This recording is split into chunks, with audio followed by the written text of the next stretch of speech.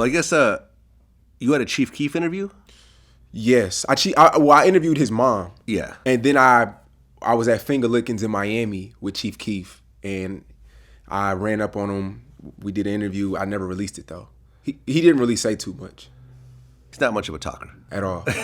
But I guess he was mad at the interview with his mom? I'm not going to say mad, but he was just, Chief Keef was really just like, yo. Because I didn't really know his temperature, so I didn't come up to him and was like, yo, I'm Say Cheese.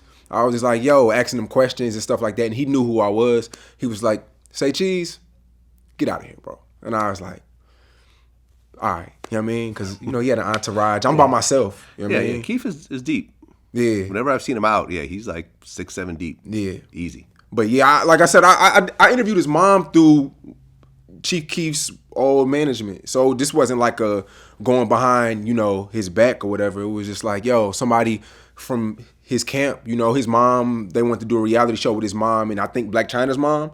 And they wanted that to be like the, you know, the intro to her. Yeah. So I interviewed his mom and it did well. It did like 1 million. Yeah, I saw. Yeah. I saw it got a lot of views. Yeah. What happened with you and 6ix9ine? Well, the Gummo record, we posted the Gummo record and it did well. It's funny because me and Academics posted them like within the same hour. Okay. So it performed well. He thanked me for it. He DM'd me, thanked me for it. And then I was like, yo, let's do an interview. So I get to New York and then he goes out the country. And he was like, yo, we're going to get back to you. He's talking. His management's talking to my assistant. And then one day he comes in our comments and, you know, fuck you. You mad I turned down the interview? And I'm like, yo, you never turned down the interview for me. You said we was going to do an interview. I get to New York, you busy.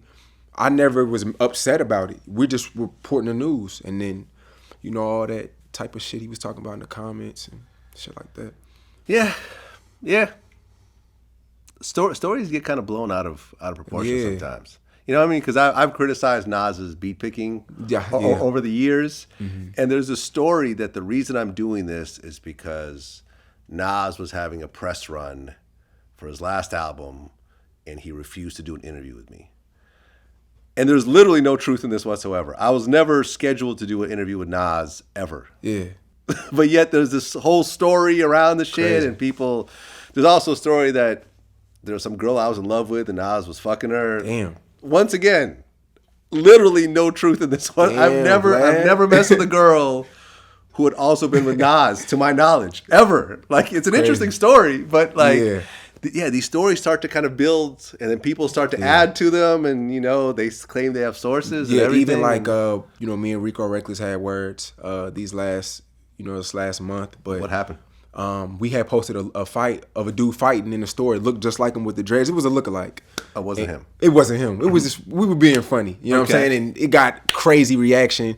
And me and him got into it on IG Live. And I think I remember that. Yeah, I was the bigger man, and you know, I told him that I loved him because back to the Tax Stone situation, him and Troy Ave got into it on the internet, right?